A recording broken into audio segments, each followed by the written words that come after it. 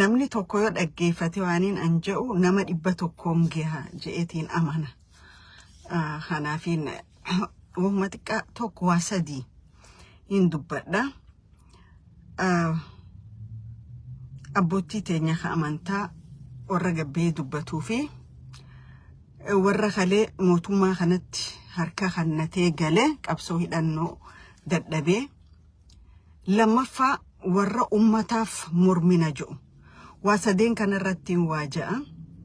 Maaliif sadeen kun deemaa jiran? Silaa kan haalaan keessa jiruun dubbachuu hin barbaadu. Maaliif? Obboleettii yatanarra guddootiin ji'a sadii dura dhabee khajaalatuuf fudhatee rabbi rahmataa godhuuf isii fi aliisii cufa. Ilmi namaa addunyaa irraa ni deema. Khabiraa kadhalatuutu jira. Soo jireenyi itti fufaa. Amma odoo badii agarruu hin usnuu. Obboleettii awwaalannee kafannee waan cufa goonee awwaallee alhamdulillah rabbil alamin aliisiitii wajjin. Garuu ummanni keenya irra bakka jirutti awwaala dhabee jira. Bakka jirutti qaama isaa bineensi nyaachaa jira. Kanaafin usee taa'uu hin dandeenye. Tokkoffaa abboottaa amantaa. An hedduun kabajaan qabaaf.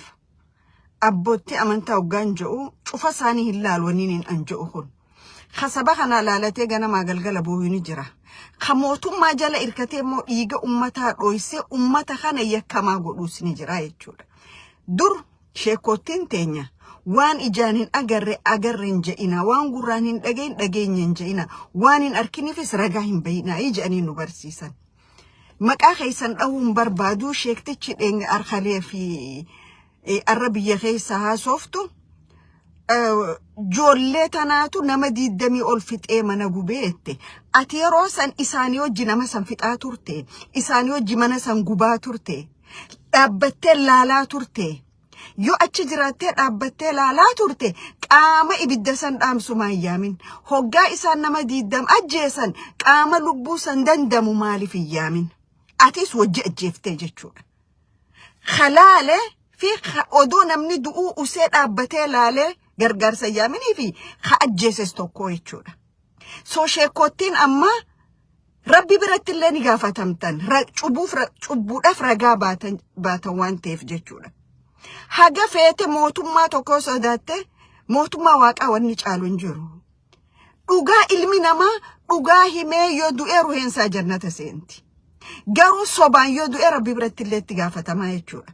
Akkamitti kanatti onnattee ummata fixanii isin bilisoomsineettanii akkana gootanii jette. Kagaa ummata san fixatis qaama sanii itti gaafatamtaa jechuudha sheekticha keenya. Arra silaa ati ka ibiddaa fi gaaza waliin naqoodoon tahin ka waan rakkoo jiru tanaaf araara fala barbaadu turtee jechuudha. So abbaa amantiiti siin jechuun na ulfaata. Joollee qaraasiftoo maal qaraasisaa jirta? Soba agartaniif ragaa bahaa. Nama mootummaan keessan ajjeese qaama hidhatee ajjeese ja'a jettee joollee barsiiftaa. If keessa deebi'a laalaa abboottiin keenya, obboleeyyan keenya. If keessa deebi'a itti yaadaa waan godhu jirtan kana. Waa takka furmaata fidaa hin jirtan lafa san belbelchaa jirtan malee. Bara amantiinii fi siyaasa waliin laaqamtee karatti keessaa baatu dhabamte keessa jirti jechuudha. Inuma warra amaaraa kanaatu warra gartee amaaraa kanaatu waan amantiin saanii feetu waan ummanni saanii fedhu ka godhu jara kanaahu isi waan feetan hin beektan waan amantiin teessan jettan liqimsitanii khabiraa nama barsiiftan jaalala oromummaatiillee hin qabdanii jechuudha. If keessa deebi'a if laalaa. Jowaan mootummaan keessan belleesse cufa joollee hidhattee irratti deebisuun cubbuudha. Joolleen hidhattee dhibbarraa dhibba qulqulluu jechuun hin danda'u. Qulqulluun rabbiin uume qofa. Ilmi namaa takkaa qulqulluu ta'e hin beeku dileerraa. Kanaaf waan godhame cufa qaama tokkorra maxxansuun hujii dabballootaati malee hujii ka dubbata shawaa lixaa kana eenyu addunyaa jettani malee hidhata hujii abbootii amantaatii miti. Abbootiin amantii odoo mootummaa sin sodaanne, odoo warra hidhatee sin sodaanne, dhugaadhaaf ja'anii rabbiif ja'anii waan boru isaan eeggatuuf ja'aniiti dubbatanii jechuudha. Garuu isinarra garaa keessan bira dabruu hin dandeenye.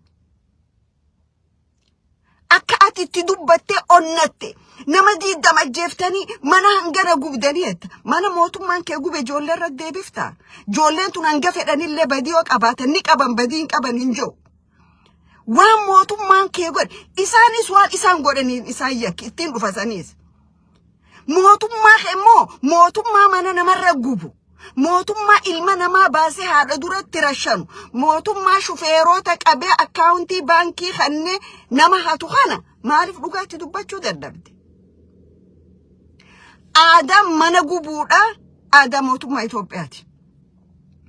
Bara 1977 daa'ima ta'anii hoggaa warri keenya qonyeerra nu kaayanii oka nu kaayyatanii lola Itoophiyaatiif mootummaan Soomaalii wal lolan gaafa baqannu gaara faa keessa nagaa warri keenya nu geessan gaafa deebine manneen keenya gubatan bakki ol seenu hin jiru. Manni lafaan wal qixxaate entire the area. Waraanni Amaaraa dhufuu maaliin beeyne ibidda samiirra aara samiitiin beeynaa jechuun aara achii bahu. Allah kunoo ejersi gooroo gubachuu jira. Allah kunoo mulaataan gubachuu jira. Laga mixeetii waa godhu jiran maali godhu kanaani beeynaa jechuudha. Hoggaa isaan dhufan mana gubuudhaaf jalaa siinaa jechuudha. Amalli mana ummataa gubu amala warra nafxanyootaati jechuudha. Kan akkasii qaba. Hasheekootee asumatti bira dabra kan taatu warri ijoolleen teenya qabsoo dadhabdanii galtamee suuta ja'a qabsoo dadhabdanii galtan maa galtanii sin jo'u maa haftanii sin jo'u baga maaliif hinafinaa sin jo'u. Garuu wanni tokko ka beekuu qabdan mootummaan aara ni dabra ni dhufa ka biraa dhufa jechuudha. Mootummaa arra jiru jettanii afaan hin badina, afaan isin dhedheeraatina. Hedduu afaan hin deemaa jirtan. Mootummaan hanga dhumaa jiraate hin jiru addunyaa tanarra. Dur aduun biyya Ingiliziin baatuu hin dhiituu jedhan. Maaliif addunyaa tana hedduu waan bulchaa tureef bakki tokko guyyaa ta'e bakki tokko halkan taa'e jechuudha bulchiinsa isaanii jala waan tureef. Impaayirri sanuu ni diigamee jechuudha addunyaarra. Kanaaf suuta ja'a. Gabbaatanii ABO guulallee maal jettanii afaaniin dhadhaquun gootummaa isin hin godhu. Isin nama isin taajjabsiisa malee gootummaadhaa miti. Maal gootan bara qabsoorra turtanii jettan.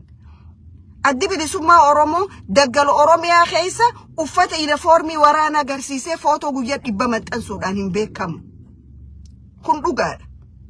Addi bilisummaa Oromoo warra lafasaa weeraruu deemu ol neqee lafa gadhiisee fi biraan deemne. Ragaan bahaa fi kibba baha Oromiyaati jechuudha bara dargii wajjoon lolaa turan asiin dargii wal lolaan asiin humnoota Ziyaad Barreetii wajjoon lolaa turanii jechuudha. Addi bilisummaa Oromoo yeroo isaan waan godhe maxxansee kanaan godhe je'ee dhaadheessaan turre waan godhuuf beeka ummata godhuuf beeka jechuudha. Biyya ollaa teessanii maal godhaa turtanii jettan. Qabsoon akka yusigooti yeroo siitti. Gaafa inni biyya alaa ture isinis wadalloota harroota wayyaanee turtanii jechuudha. Wayyaaneetu ficaa isinirra fe'achaa ture. Oromoo isinin ficcisiisaa ture akka keessaniin.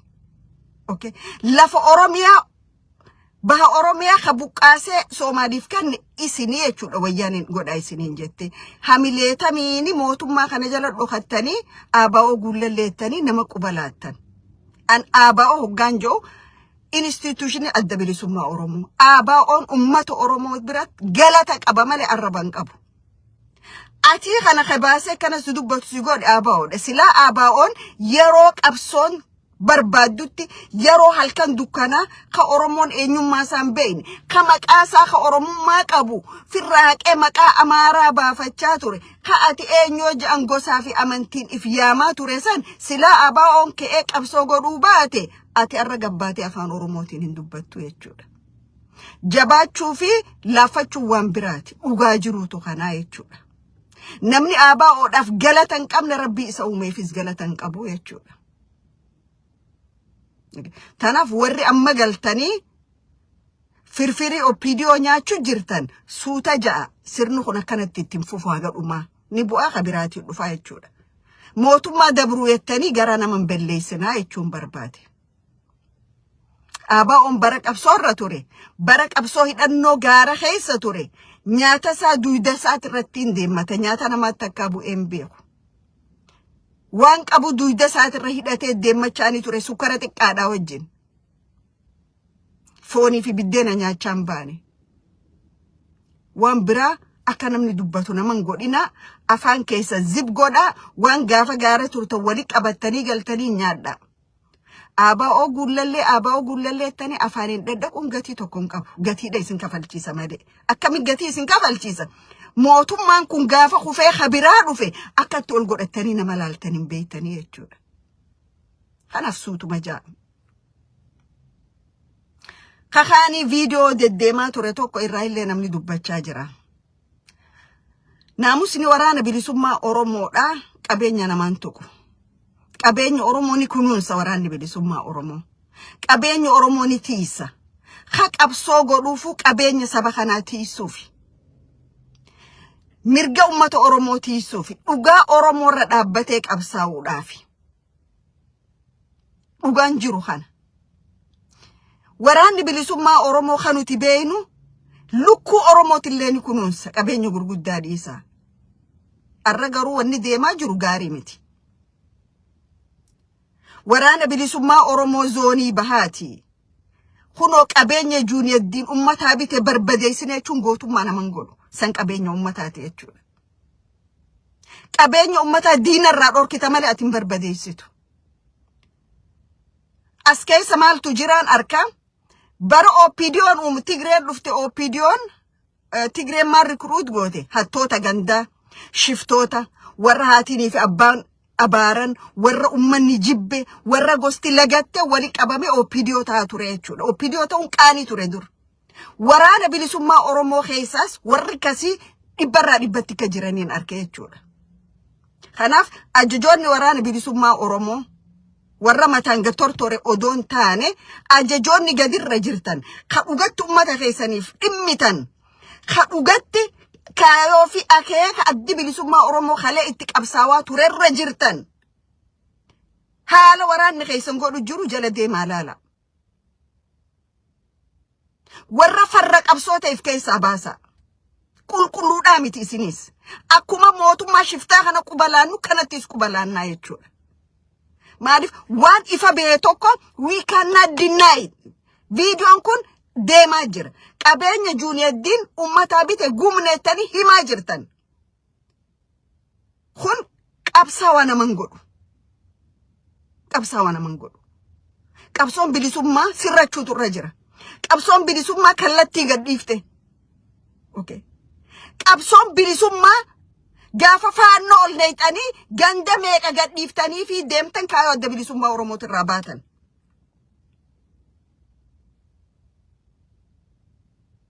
Gaafa faannoo afeertan akeekaa fi kaayoo qabsichaatu irraa deemtan. Gaafa Oroo faannoo ifiin jettan sagantaa siyaasaa ABO lagattanii keessaa baatan. Gaafa miidiyaalee Oromooti miidiyaa diinaa jettanii miidiyaalota warraarra dheeyxanii bookkisuu eegaltan akka wadala harreetti halaakuu eegaltan kaayoo fi akeeka dhaaba kanarraa deemtanii jechuudha. Kanaaf if keessa deebi'a. If keessa deebi'a. If laala if dhaggeeffadhaa. Warri galtan taatu mee suutuma ja'a. Suuta ja'a. Suuta ja'a warra guulallee warra maarree jettanii qubalaachuun gatii tokko hin qabu. Dhaqiiti ABO arrabsisiin jechuun gootummaa si fakkaataati. Gootummaadhaa miti. Yoo dandeessa silaa rakkoo jirtu sanii furmaata ta'uu sirra ture. Mootummaa ummata kumaatamiin dararaa jiru odoo laaltee agartu ABO guulallee jettee maal gootan jettee dubbattee jechuudha. ABO'n ummata Oromootiif Harvard University da oli. Mi'a ABO nama beekuutu waan ABO'n godhe beeka.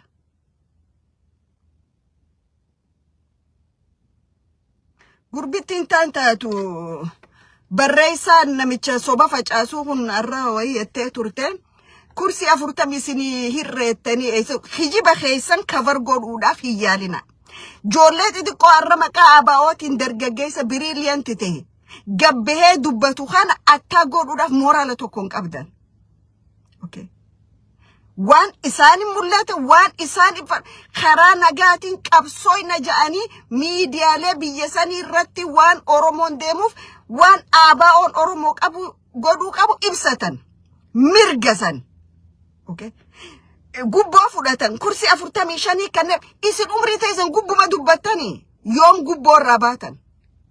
gubboo rabaatan joolleen tun horiin bitamteetii miti kaayoo fi akeeka dhaabbataniif qaban sagantaa siyaasaa hatti masakaman qaban yoo isin yoo dubbatan horummaan isin duraa mul'ate yoo dubbatan baankummaan isin duraa mul'ate miseensi abaa'oo akkasii miti kanaaf waan jettan soba waan jettaniif sobaan joollee biyya keessaa abaa'oodhaaf qabsooytu tana maqaa balleessu waan barbaadan soba san deebitanii ragaa itti barbaaduudhaaf yaalina kursi nama 45 fi opposition group party kanneen jenne yoo xiyyaati hiramee fixee mallayni kan nameef jettanii miti bring us evidence ragaa fida sobaan maqaa wal balleessu yakka sobaan maqaa namaa tokko balleessu yakka sobaan dhiiga namaa dhangalaaftan usame garuu kana booda sobaan maqaa namaa arrabsu maqaa namaa xiqqeessu ka wali dhiifnu natti hin fakkaatu okay xiqqo qaanii waan jedhaniitu jira habashaa jala fiidanii miti oromoo lagattanii miti oromoorra amaaraa tigrootaa fi amaaraa nubaasaa tanaa fi dhimdoo fi orofaannoo taanee jettanii miti hoggantoota abaa'oo dhiisa adda bilisummaa oromoo dhiisa maqa balleessii dhiisa okay abaa'oon diina ittiin walgahii isinirra farrajjanii miti isiniif diina nutiif garuu gootota dhiisa that's it isinis keessa oofadha kaanis kasaa oofatu garuu faannoo duudarra kaayattanii oromiyaan isin fiddanii jiru ummanni oromoo khalee sirna TPLF gaggeessaa ture lubbuu meeqatti gabbaree jechuudha khalee dhaabbattee sirna TPLF irra qabsooyte arra deebite isaanii hojii qabsoo goote eenyu fiduuf deemta ummanni oromoodha sammuun saabanaadha waan godhuus ni beeka waan hojjetus ni beeka jechuudha kanaaf dogoggora seenaa keessa hin seenina an kanumaan jechuu barbaada karaa kaanii artistoota tokko gaafa fedhan maal jedhansa baay juntaa jedhan oduma isaan baay juntaa jedhanii juntaanii fi jarri kun walgahii waliin turanii oduma isaan baay juntaa jedhanii ammas juntaadha wajjin lafa jala wal mari'achaa jiranii ispeeshaalii walliftoonni shamarran keenya warri 8 dirree qaanyii dhaabdanii afaan amaara afaan oromooti yoo walliftanoo afaan oromoo bareedaadha bar akka mi'aawu afaan oromoo biltigina sirano biltigina የሰው ደም እንደ ውሃ እያፈሰሰ ነው ጂተበሉ afaan amara sirran bereedu wanni ateetu sirran bereedu annamoota dhugaan isin hima namoota garii dubbiseen ture muciyoota nama please wanni godhina yennan waan jettani beeytan warrummaan waan kan hojjettani anyway kabajuma saddeenan naannoo saddeen kun irraa dhufeef qabaadhu hadama keesseesse oggaa urseenee qarshii dhibboo sikkannanu hidhaa wadaayita akkasi kananii gabbee nama arrabsuu siin jedhan arrabsin san godhaa jirta siin jechaa jira warri si bobbaasu kun wallisaan mootummaan tokko wallisaan qabu wallisaan ka ummataati biyya nuti jirru tana keessatti mootummaan faarsan hujii mootummaan san godhu yoo badiite o gaariite hujii san ankaraa keenya kana abaarsa maaltu itti bu'ee zoonii baatanan beekan artistii siitiin qabi maarree siitiin qabi balaa maaltu isini bu'een beekan ellaan ibiddi daaraani dhala daaraan silaa daaraan ibiddumarraa dhufaa miti daaraatu ibidda dhalche karaa kanatti geggodhatanii ilaalan waan deemu jiru namni isaan gorsun jiru because ka isaan bulchuutu activistiidha ka isaan bulchuutu gurbaa social media kana raddeeme haasa'u tokko jira kagaree dhibba diddamii keessa jiru isaatu bulcha naannawa san tanaaf naannawni san namni siitis kabajaa dhabee lafti siitis kabajaa dhabdee hayyoonni chi keessa dhufanillee kabajaa dhaban jechuudha amma namni nama biltigina malje afaan nama turaab godhe warri afaan kana beeku koortii addunyaa irratti dhiyeessuun oolan amma akkamitti namni kun lafa ali birraan dhalate keessa dhalate akkamijaan lafa abdi qopheen uumame irratti uumamte akkamijaan jechuudha nam akka meeshaatti paartiin siyaasaa yookaan warri biyya bulchu isin dengadda dhaabbattee wayyaanee arrabsaa turte wayyaaneen bijarri walii galan arraas dhaabbattee maal jetta deem ummata keetiif dubbadhu ummata miliyoonaa fi cinaa ka'ona jaarsorraa buqqee bakka jiru beeyna saniif dubbadhu biltsiginና ስራ ነው ብልጽግና የሰው ደም እንደ ውሃ እያፈሰሰ ነው እንጂ ብልጽግና የአገር ቀበኛ ብያ ሀቱጅ ሳሙ ጅራጅ አፋን ጀራት ስርቢ ኦኬ ብልጽግና ወጣቶች እየጨረሳቸው ነው እንጂ ስርቢ ማሪፍ ዱጋን ዱባኒ ተናፍ ጀራኸኛ ነገ ረቢ ኦሮሞ ጅዱት ረቢ አራራ አፊዱ ኦሮሞ ጅዱት ረቢ ወልደገይቲ ሀፊዱ sheekotiin teenya gabbaatanii nama arrabsuurra rakkoo biyya keessa jirtu furmaata godha qeesottiin oromoodhaan qeesottii warra biraa beeku qeesottiin oromoodha ortodoksii taanaan protestaantii taanaan sheekotiin teenya rakkoo deemtu kanaaf fala barbaadu silaa isin ture jechuudha fala barbaada ummanni oromo mana saati buqqa'uun qabu lafa saati buqqa'uun qabu abbootiin gadaa yuutubaroota faranjii kadhufeef huccuu gadaatii fi ruufa gadaa itti maruu dhiisaa aktivistoota fi yuutubaroota hidhameef dhayxanii waasii ta'uu dhiisaatiin buqqa'insa ummata oromoo gidiraa ummata oromoo irra gahaa jiru biyya keessatti furmaata barbaaduu irra fuula godhadha ummanni hayyuun qabne ummanni beekaan qabne